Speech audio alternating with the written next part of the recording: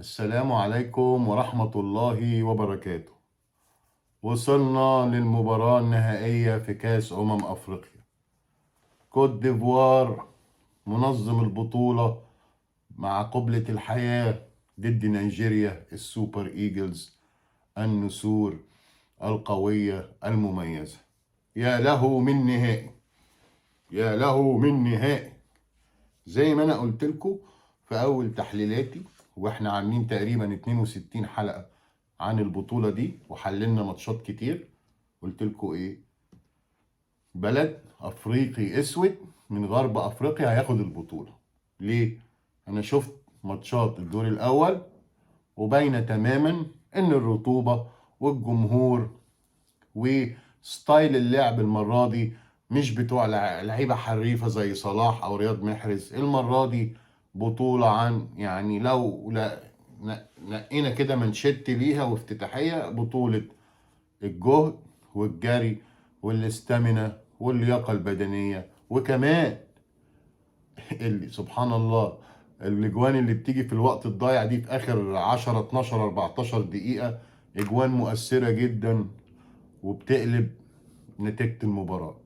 كوت ديفوار ونيجيريا، اتنين من عظماء القارة، تاريخهم طويل وكبير وقوي في افريقيا وكاس العالم. نتكلم عن نيجيريا شوية. انتوا عارفين ان نيجيريا دي اكبر بلد في افريقيا من حيث تعداد السكان؟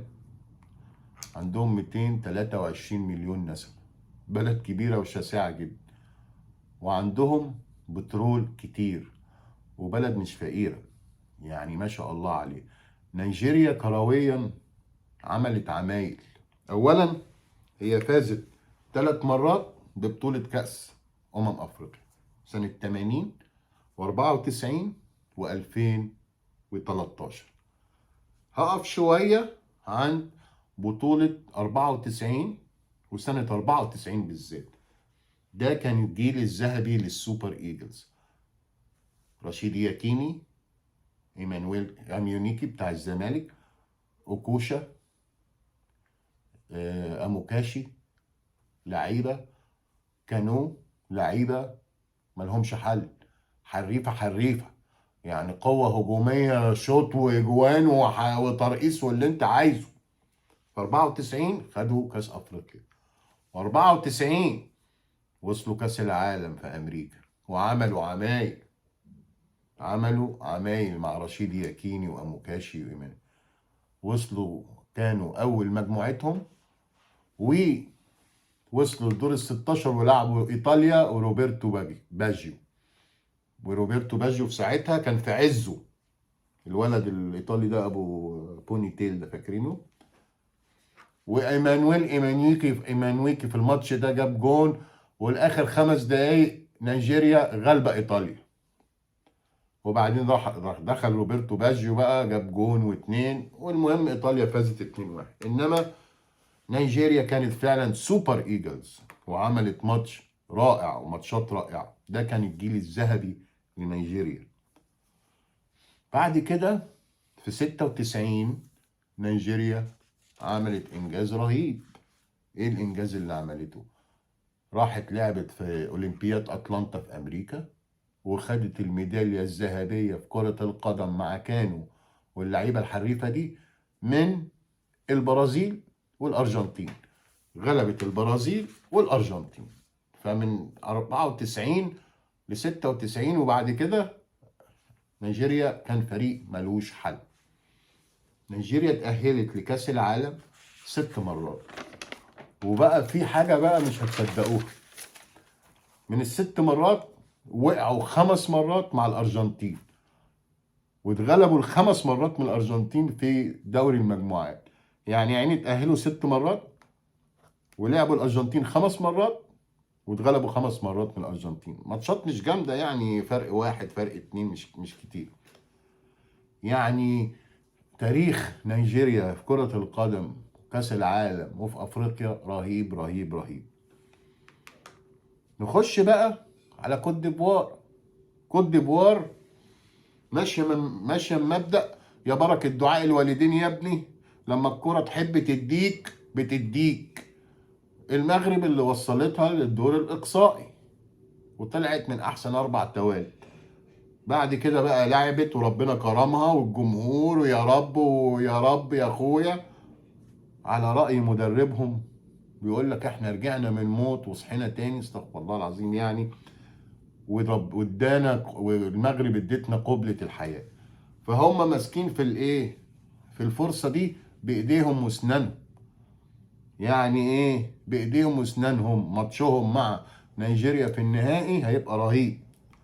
وسبحان الله كان عندهم مدرب اسمه مش عارف ايه، جين لويس جاسيت.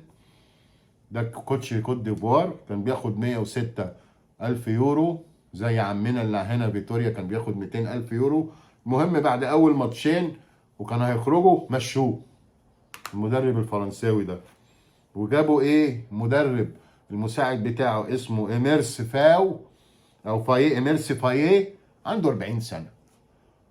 والحمد لله بقى لما ربنا بيدي وبيفتح الحنفية وماشية مع حلاوة ب 40 سنة، ده وصلهم للنهائي. يعني حاجة رهيبة. المغرب اديتهم قبلة الحياة وكملوا. كوت ديفوار فازت بكأس أفريقيا قبل كده مرتين. آخر مرة في 92 ومرة في 2015 مع الثعلب الفرنساوي هيرفي رينارد، اللي كنا نفسنا يجي يدرب منتخب مصر، اللي غلب الأرجنتين مع السعودية كأس العالم 2-1. بس هيرفي رينارد قال لنا انا عايز 500 600 الف يورو في الشهر، ويعني ودنانير ويوريهات، احنا مش قدها دلوقتي. المهم دلوقتي كوت ديفوار فازت مرتين بكاس ونيجيريا فازت 3 مرات، وهيبقى ماتش ضرب نار. اتأهلوا ازاي الفريقين للنهائي؟ نبتدي بنيجيريا. نيجيريا غلبت غينيا الاستوائية، اتعادلت الأول 1-1 مع غينيا الاستوائية، وبعدين غلبت كوت ديفوار. خلي بالكو الفرقتين دول طالعين من مجموعة ايه، المجموعة ألف اللي هي مجموعة منظم البطولة، كان فيها نيجيريا وغينيا الاستوائية وغينيا بيساو، ولعبوا قبل كده ونيجيريا فازت 1-0، وبعد كده نيجيريا غلبت غينيا بيساو 1-0.